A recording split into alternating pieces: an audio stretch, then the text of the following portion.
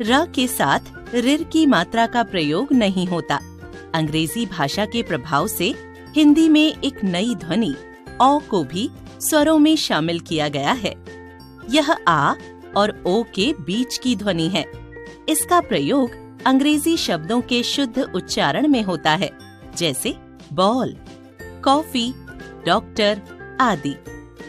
व्यंजन कॉन्सोनेंट्स वे वर्ण जिनका उच्चारण स्वरों की सहायता से किया जाता है तथा जिनके उच्चारण में मुंह के विभिन्न अवयव, जीभ, दांत, ओंठ, तालु आदि मुख में विभिन्न स्थानों पर वायु के रास्ते में बाधा पैदा करते हैं, उन्हें व्यंजन कहते हैं, जैसे क, ह, प आदि। हिंदी वर्णमाला में कुल 33 व्यंजन होते हैं। व्यंजन के भेद काइंड्स ऑफ कॉन्सोनेंट्स। व्यंजन के मुख्यतः 3 भेद होते हैं। 1 स्पर्श व्यंजन, 2 अंतस्थ व्यंजन, 3 ऊष्म व्यंजन। 1 स्पर्श व्यंजन म्यूट कॉन्सोनेंट्स। स्पर्श का अभिप्राय है छूना। जिन व्यंजनों के उच्चारण के समय वायु मुख के किसी अंग को स्पर्श करती हुई बाहर निकलती है, वे स्पर्श व्यंजन कहलाते हैं। का से लेकर म तक के सभी व्यंजन स्पर्श व्यंजन हैं। इन्हें 5 भागों में बांटा गया है। स्पर्श व्यंजन 25 होते हैं। हर वर्ग में 5-5 व्यंजन होते हैं। क वर्ग क, ख, ग, घ, अण। च वर्ग च, छ, ज, झ, इय। ट वर्ग ट, थ, ड, ढ, उण, ड़, ढ़। त वर्ग त, थ, द, ध, न।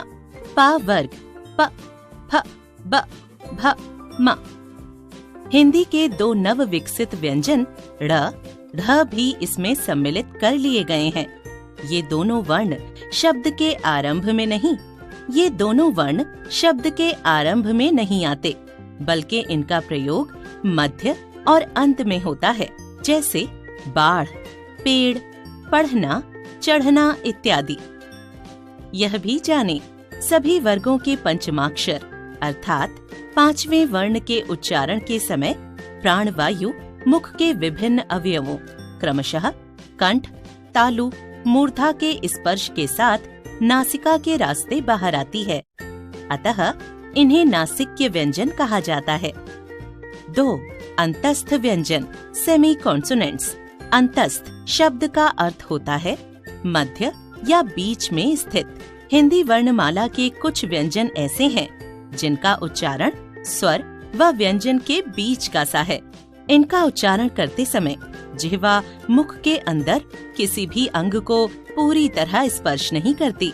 ऐसे व्यंजनों को अंतस्थ व्यंजन कहा जाता है। इनकी संख्या 4 है, य, र, ल और व। इनमें य और व को अर्ध स्वर भी माना गया है। 3 ऊष्म व्यंजन सिबिलेंट कॉन्सोनेंट्स श, श, स, ह। इन व्यंजनों के उच्चारण के समय मुख से कोई 2 अवयव एक दूसरे के निकट आकर वायु निकलने के मार्ग को संकरा कर देते हैं।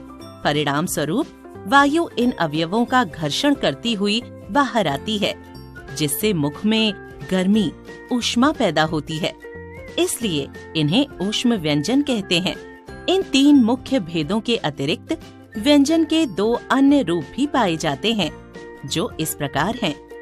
क संयुक्त व्यंजन कंजक्ट कॉन्सोनेंट्स।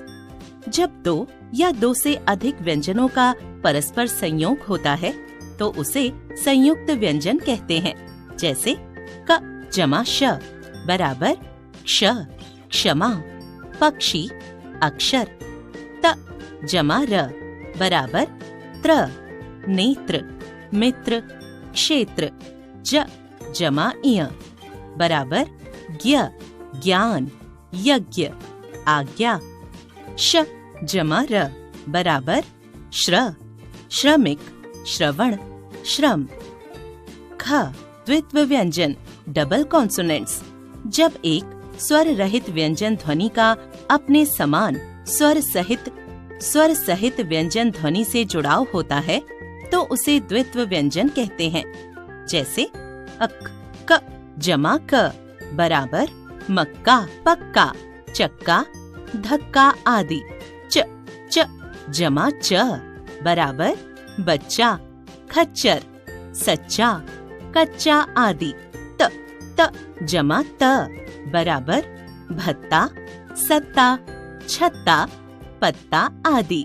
ल ल जमा ल बराबर हल्ला, छल्ला, लल्ला, बल्ला आदि।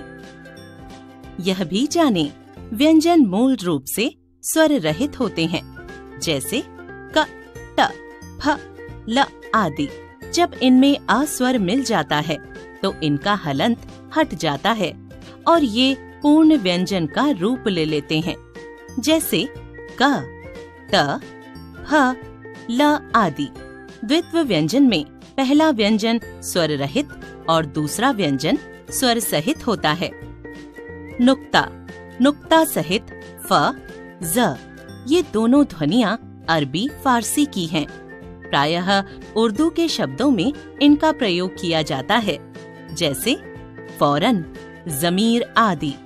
आजकल उर्दू के शब्दों को भी बिना नुक्ते के लिखने की परंपरा है।